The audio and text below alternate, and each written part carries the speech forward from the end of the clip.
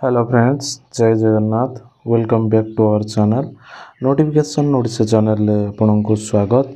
तो सांग मैंने गजपति जिला तरफ एक निजुक्ति खबर आसी जाइए जहाँकि आमर गजपति पारलाखेमुंडी आमर कलेक्टर यही वैकेंसी को बाहर कर। तो जो मैंने भी केवल +3 पास कर तो या अप्लाई करें। तो भिडटी को प्रथम रु शेष पर्यंत देखूँ।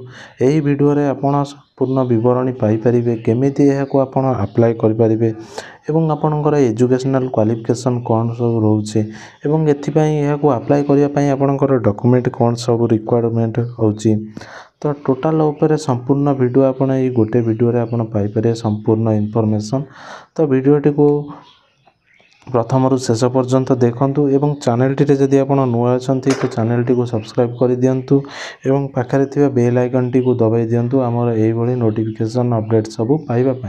तो चलतु आउ डेरी नक भिडियोटी को आरंभ करवा।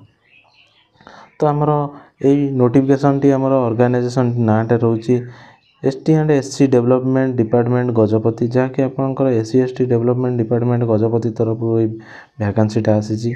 तो यह क्यों मैंने अप्लाई करें ऑल ओडिशा कैंडिडेट मैंने अप्लाई करें। तो सांग मैंने जदि आम देखा जेंडर को क्या मैंने जेंडर अप्लाई करेंगे तो ये मेल सॉरी ये मेल नु आप ओनली या फीमेल मैंने आप अप्लाई करेंगे। पोस्ट नेम टी आपंकर अच्छी लेडी मैट्रन आपंकर post name T lady matron आपंकर टोटाल मैंने देखिपे आपंकर 11टी वैकेंसी रही है। अप्लाई मोड आप ऑनलाइन रही है ऑफलाइन स्पीड पोस्ट मध्यम रही। तो जॉब लोकेशन आपंकर गजपति रही लोकेशन। तो मुझे डिस्क्रिप्शन आप PDF टी देदेवी।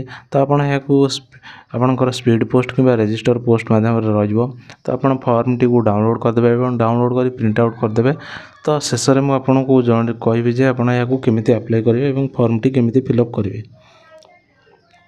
तो यहाँ ऑफिशियल वेबसाइट हूँ gajapati.odisha.gov.in। तो ओडिशा चलते देखा ओडिशा लेडी मैट्रन जॉब आपंकर एज लिमिट टी कौन रही। तो एज लिमिट सी आपको कहते 1/8/2024 सुधा आपंकर कैंडिडेट मैक्सिमम एज आपको 35 वर्ष होता दरकार। तो मिनिमम आपको 18 वर्ष होता दरकार और मैक्सिमम आपको 35 इयर्स होता दरकार।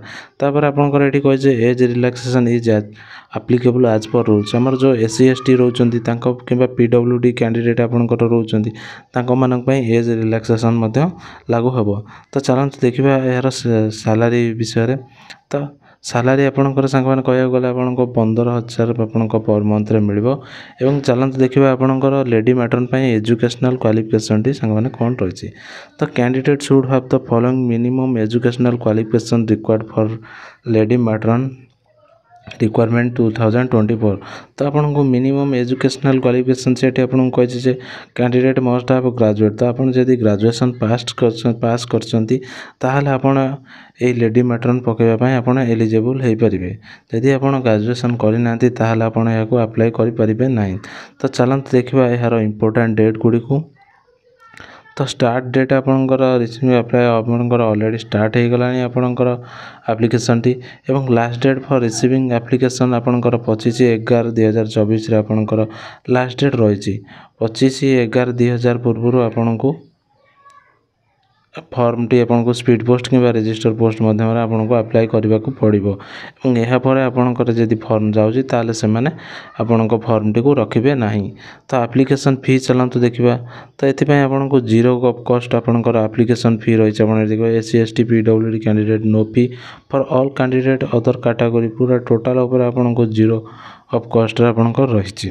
तो चलते देखिए आपंकर कौन कौन जो आपंकर रिक्वायरमेंट डॉक्यूमेंट आपंकर दरकार हो। तो एजुकेशनल सर्टिफिकेट आपंकर डिग्री मार्कशीट आपंकर दरकार हो ग्रेजुएशन एवं ता सहित आपंकर जदि SC आपन कि ST ताल आपंकर कास्ट सर्टिफिकेट टी देबे एवं ता सहित आपंकर एज प्रूफ टी देबे जैकि आपंकर मैट्रिक सर्टिफिकेट आपंकर डेट ऑफ बर्थ पड़ो। ता सहित आपंकर गोटे आइडेंटिटी प्रूफ जहाँकि आम आधार कार्ड हो वोटर कार्ड हो पैन कार्ड हो ता सहित आपंकर पासपोर्ट फोटोग्राफ एवं ता सहित आपंकर सिग्नेचर स्कैन्ड कॉपी। तो यह थिला आपंकर टोटाल डिटेल्स आपंकर लेडी मैट्रन उपरे। तो चलतु यार ऑफिशियल नोटिफिकेशन टी को देखिबा।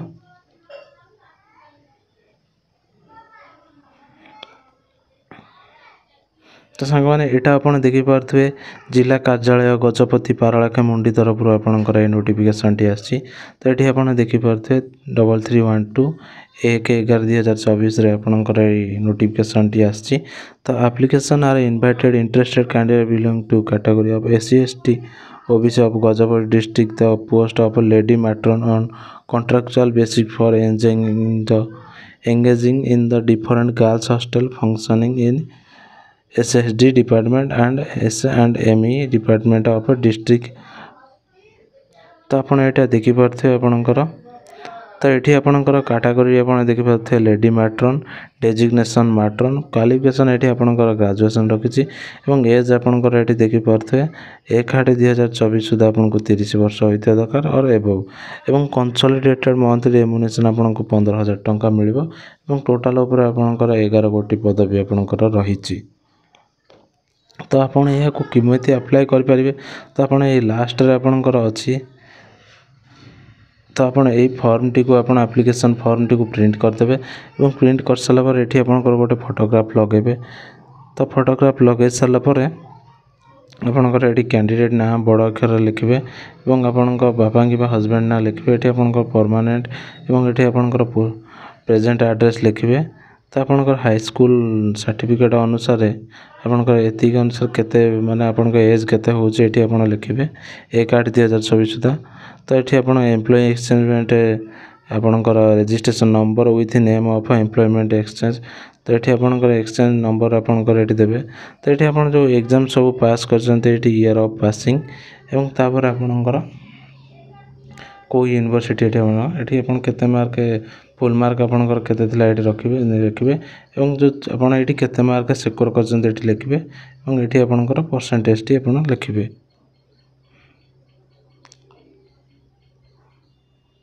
तो ये आप whether SC ST OBC ex serviceman sport person ये आप टिक मारे। तो whether widow divorce single member women. तो ये आप विडो कि डिवोर्स कि सिंगल मेंबर वुमेन ताले ये आप ये करेंगे। तापर कॉन्टैक्ट नंबर इफ एनी। तो आपको ये कॉन्टैक्ट नंबर आप देवे। तापर ये आपंकर एक्सपीरियंस मागुची। तो ये आप हॉस्टल मैनेजमेंट रे आपंकर जदि एक्सपीरियंस अच्छी ताले टिक मारे।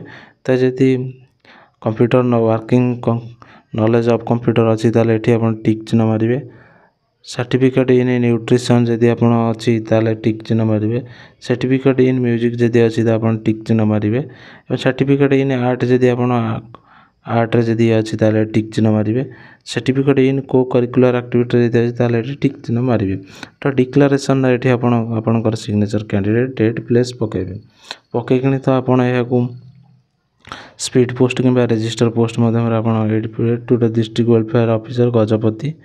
तो ये आप पठेबे ये जगह पकेबे। तो ये आप फास्ट ये name and address of the girls hostel in which candidate applied.